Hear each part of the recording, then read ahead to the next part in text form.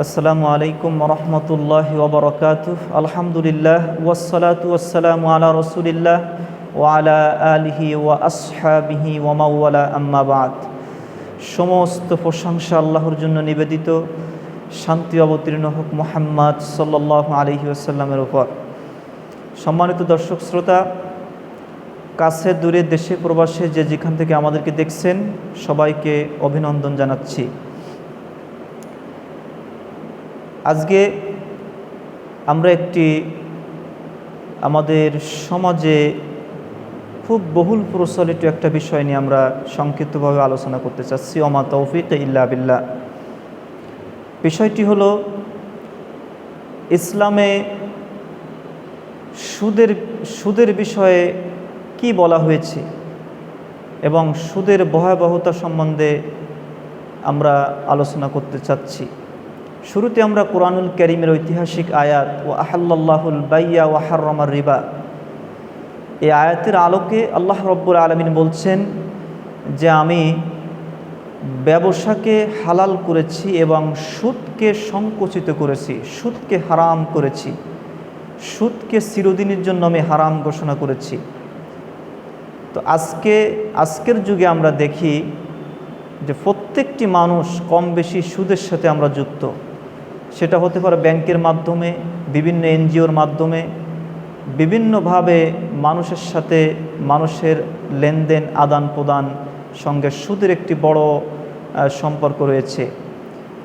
রাসূল সাল্লাল্লাহু আলাইহি ওয়াসাল্লাম বলেছেন, যে ব্যক্তি ইচ্ছাকৃতভাবে স্বইচ্ছায় 1 টাকা সুদ খেলো, সুদের সাথে যুক্ত হলো, 1 টাকা সুদের ভয়াবহতা হলো যে মায়ের সঙ্গে জিনা করার মতো জঘন্য অপরাধের শামিল। নাউজুবিল্লাহ মিন জালিক। কত বড় ভয়ঙ্কর একটি হুঁশিয়ারি। এটা জানা সত্ত্বেও অধিকাংশ মুসলিম তারা এদিকে লক্ষ্য না করে, এ বিষয়ে চিন্তাভাবনা না করে তারা নানানভাবে সুদের সাথে সম্পৃক্ত হচ্ছে এবং পরিবারকে সুদের সাথে সম্পৃক্ত করছে। তো সুদকে যেহেতু আল্লাহ তাআলা হারাম করেছেন, সুদ চিরদিনের জন্যই হারাম, এবং ব্যবসাকে আল্লাহ তাআলা হালাল ঘোষণা করেছেন। কারণ ব্যবসার ভিতরে বরকত রয়েছে, এটা নবী সাল্লাল্লাহু আলাইহি ওয়াসাল্লাম বলেছেন। ব্যবসাকে প্রসারিত করতে হবে, ব্যবসায়িকভাবে সুপ্রতিষ্ঠিত হওয়ার চেষ্টা করতে হবে। সে ব্যবসাটি হতে হবে হালালভাবে, সে ব্যবসাটি হতে হবে নির্ভেজাল, সে ব্যবসাটি হতে হবে সুন্নাহসম্মত, শরিয়াসম্মত। তো দেখা যায় আমাদের সমাজে ব্যবসায়িকভাবে আমাদের যুব সমাজ অতটা ব্যবসায়িকভাবে পরিচয় দিতে চায় না। ম্যাক্সিমাম যুবক যুবতী চাকুরির পিছনে দৌড়ায়।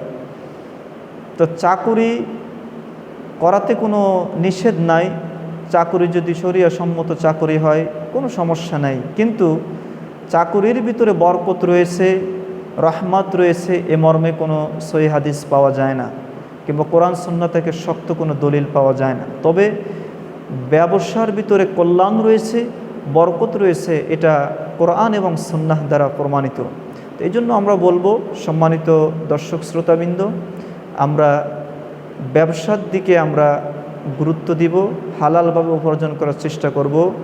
রাসূল সাল্লাল্লাহু আলাইহি ওয়াসাল্লাম বলেছেন যে ইবাদত যদি কবুল হতে হয়, ইবাদত যদি গ্রহণযোগ্য হতে হয়, তাহলে অবশ্যই হালাল উপার্জন করতে হবে, হালাল খাদ্য গ্রহণ করতে হবে, হালাল খাদ্য পরিবারকে খাওয়াতে হবে। খাদ্য যদি হালাল না হয়, ইবাদত আল্লাহ রাব্বুল আলামিনের কাছে কবুল হবে না। তো সম্মানিত হাজিরিন, আমরা সুদের বিষয়ে অনেক লম্বা আলোচনা। সুদ থেকে আমরা বেঁচে থাকব, সেটা এনজিও হোক, ব্যাংক হোক, ব্যক্তির সাথে হোক, সমস্ত প্রকার সুদকে বর্জন করতে হবে এবং বৈধ ব্যবসাকে প্রাধান্য দিতে হবে। ব্যবসায়িকভাবে সুপ্রতিষ্ঠিত হওয়ার চেষ্টা করতে হবে। আল্লাহ রাব্বুল আলামিন আমাদেরকে সুন্নাহ মোতাবেক, শরিয়া মোতাবেক ব্যবসা করার তৌফিক দান করুন, বরকত দান করুন। আসসালামু আলাইকুম ওয়া রাহমাতুল্লাহ।